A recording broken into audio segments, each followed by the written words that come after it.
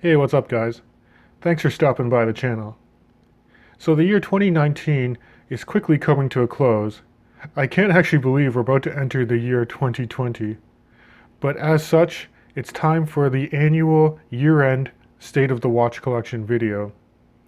And I do want to mention that for as long as I've had my channel, I do feel humbled and a little privileged to be able to review and experience so many different timepieces from all over the world, from Switzerland, Germany, Japan, and some micro brands here in North America as well.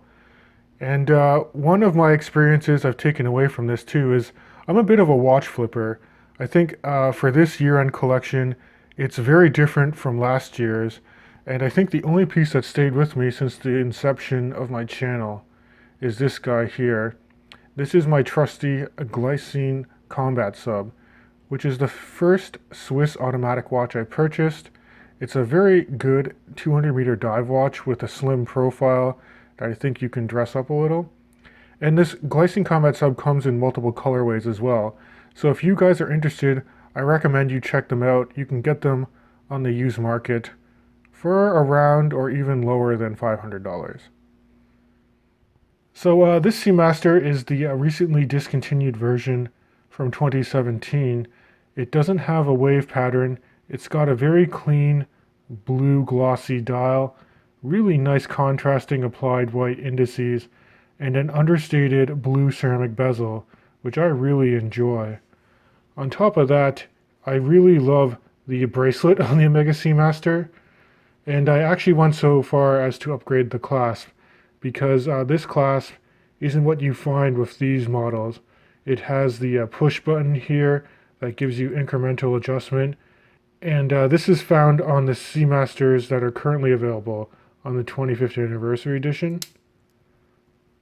But with that minor upgrade, I think that just elevates this watch to a perfect everyday piece that's going to be a staple in my collection going forward. Okay, next up, I recently acquired a vintage Breitling Aerospace.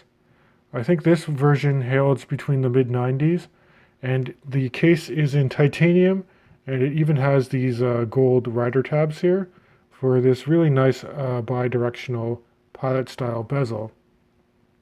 Now, I wasn't planning on picking up this particular watch, but there was another local watch enthusiast and YouTuber that approached me about doing a potential trade, and so I actually had to trade a few of my watches to pick this guy up. But it's just a great combination of analog and digital functionality. If you quickly rotate the crown here, you have all these multiple complications on the digital display. And then if you just want to go pure analog, you can turn all the displays off and you're left with a really clean looking pilot style watch. And I've paired it with this really nice German Flieger leather strap, and I think it just makes a really nice legible pilot watch. Okay, up next, I recently had the opportunity to pick up a Rolex Datejust turnograph. Now, this is a bit of a departure from watches I normally own because I gravitate more towards steel sports watches, but this is two-toned stainless steel, but where you see the yellow, it's 18 karat gold. And it's an interesting story because I actually got this piece after selling an older gentleman one of my Citizen Eco Drives. He kind of upsold me on his Rolex, which he just had lying in a safety deposit box because it's hard for him to see smaller watch dials. Unfortunately, his vision was starting to go. But this watch was in really good condition. It's actually rather unique. It has this herringbone or waffle style pattern on the dial that you don't see on many Datejusts. And then you do have that Thunderbird style turnograph where this is a non-ratcheting bidirectional bezel, but it actually predates the this particular brand of turnograph predates the rotating bezel you would find on a Rolex Submariner. So really neat piece of heritage. You don't see this dial or colorway too often, so I'm happy to have it in my collection. I don't wear it too often, mainly for special occasions, and who knows, I might end up flipping this watch in the future, but for now, Just a great and rare Rolex Datejust to have in the collection. Okay, let's move away from some Swiss luxury brands and talk about one of my favorite brands out of Germany. This is a Sinn 104 white dial, and it's very similar in many respects to the Breitling Aerospace that I have. It's a pilot style watch. You got that nice bi-directional 60-click bezel. Like the Breitling, that bezel itself is even fixed in with screws, so it's not just going to pop off. I just love the case design, how angular the case is. Sinn over-engineers their watches, so it's extremely anti-magnetic, pressure-resistant, water-resistant to 200 meters, and you even got the day and date complication.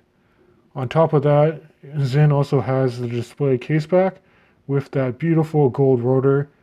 That's a hallmark of most Sinn timepieces. So even though this watch is more affordable than those Swiss luxury brands I just went through, I think it can easily hang with those big boys. It's definitely a keeper in my collection. Okay, and let's move into more of an approachable brand that I think every watch enthusiast should own at least one of, and that's my Seiko here. This is a Seiko Marine Master Tuna, which is a 300-meter diver. It was developed for saturation diving, and you can see that because it also has this thick shroud protecting the case and the bezel. On top of that, the Tuna probably has the best lume out of any Seiko watch I've ever seen. It's really nice for wrist presence, even though it's an imposing 48 millimeters. The fact that it basically doesn't have lugs means that this wears closer to a 42 when you consider the lug-to-lug length. Now this is powered by a unique quartz, high torque quartz movement from Seiko, and it's got a 5-year battery life. So this is a great grab and go piece. I love wearing this when I just want to go for something durable and has great wrist presence. And I've also paired it with this really nice super engineer bracelet from Strapcode.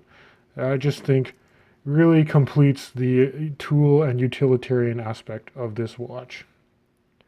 Okay guys, so now let's discuss some of my secondary pieces, and I'm going to continue with the Seiko theme and talk about the Seiko Sarb 035.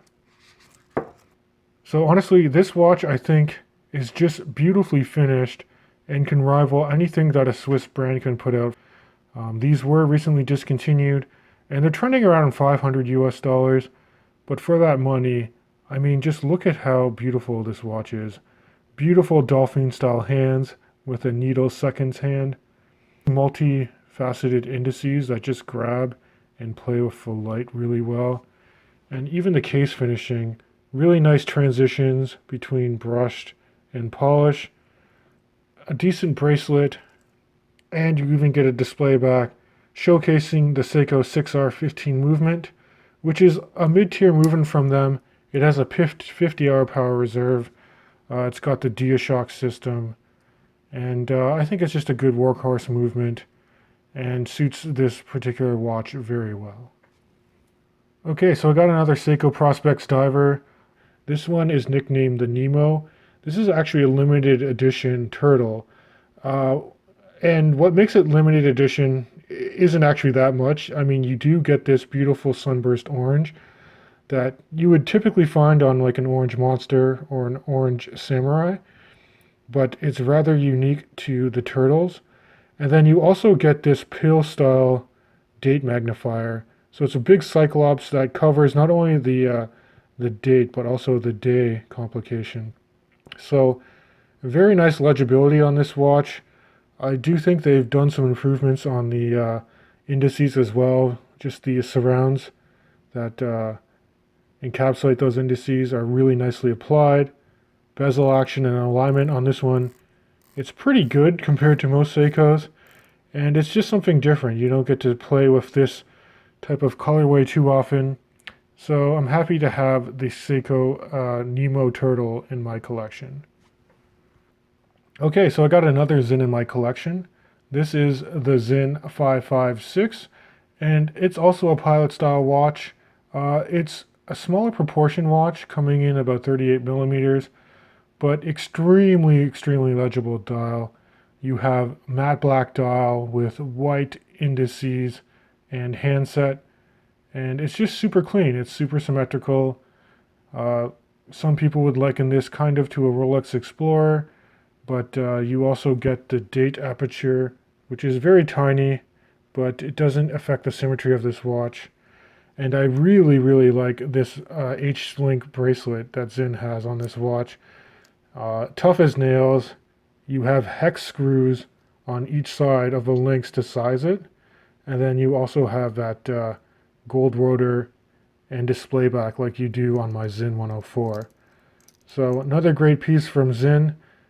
Okay, so I got to talk about Citizen ProMaster divers. I think they're probably the best value-driven Citizen watch out there. You're getting an EcoDrive quartz, which means it's solar powered, so you never have to worry about the battery. These are ISO certified divers. That's why you can say divers 200 meters on this watch. And again, under $200, I can't believe the amount of watch you're getting. Really nice legible dial, great 60 click unidirectional bezel with perfect alignment. And I even enjoy the bracelet this one came on. Tapers very well, and even the clasp has ratcheting incremental adjustment, which is a feature I paid extra for on my Omega Seamaster, and you're getting it for a watch that costs less than that clasp upgrade from Omega. So really can't go wrong with the Citizen ProMaster diver.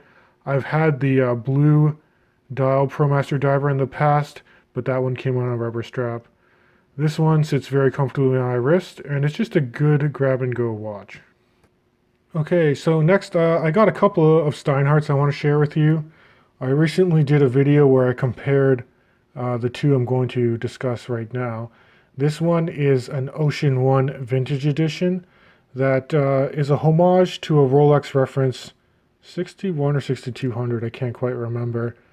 But this is a no-date version. You kind of have that faux patina on the indices, and you have that really nice gilded gold handset. Probably the best bezel action out of any Steinhart that I've owned. It's audible, but very positive and reassuring. With the vintage Ocean One, you even get this really high dome sapphire crystal that mimics the acrylic you would find on the older Rolex references. And the finishing on this watch and bracelet are pretty good for the price. Now contrast the Ocean One Vintage from Steinhart with, this is a more traditional Ocean One in 39 millimeters, whereas the vintage version was 42. So if you're looking for a little something more compact, and something that mimics a more recent iteration of the Rolex Submariner, then I'd say go for this one. You have a Cyclops on the 3 o'clock here for the date aperture, and this one also comes with a black ceramic bezel, kind of understated, similar to my Omega Seamaster, I would say, but just in a smaller package. Rounding out my collection is a Casio G-Shock, and this is the classic solar square. This has the multi-band 6 as well. So not only are you getting a great watch that never needs a battery, with the multi-band 6, this will sync to the atomic clock every night. So you will get extremely accurate timekeeping, assuming you're in a location that can receive the signal, which for me, it's going to be the radio tower in Colorado. And that does receive well in my location in Southwest Ontario. It's just a great watch, super durable, very affordable, and I find the proportions on the Solar Square to be better than some of the bigger, more bulky G-Shocks that are out there. But that's just my personal opinion. And finally, I'll mention a watch that I acquired at the beginning of this year and then sold, but then subsequently repurchased, and that's my Ball Engineer 2 Marvelite. And I think Ball is such an underrated Swiss brand. Their hallmark is for making watches with tritium tubes, which you can see that are applied on all the indexes and are even present on the handset. So it's extremely legible in low light conditions. Those tubes glow non-stop for about 10 to 15 years before they fade. And I just love the overall symmetry and design of this watch. And it's paired on this really nice red leather strap from Strapmill Canada. And it's just a great piece I'm happy to have back in my collection. So guys, that rounds out my current state of the watch collection for the end of 2019. I really appreciate you guys hanging around to the end of the video. And I do want to give you guys a big thanks for supporting this channel throughout the years. I really appreciate all the views and comments. And if you haven't done so, please consider subscribing. It really helps me out and it will keep you up to date on future content coming out on my channel. Please stay tuned, guys, and as always, I'll catch you guys in the next video.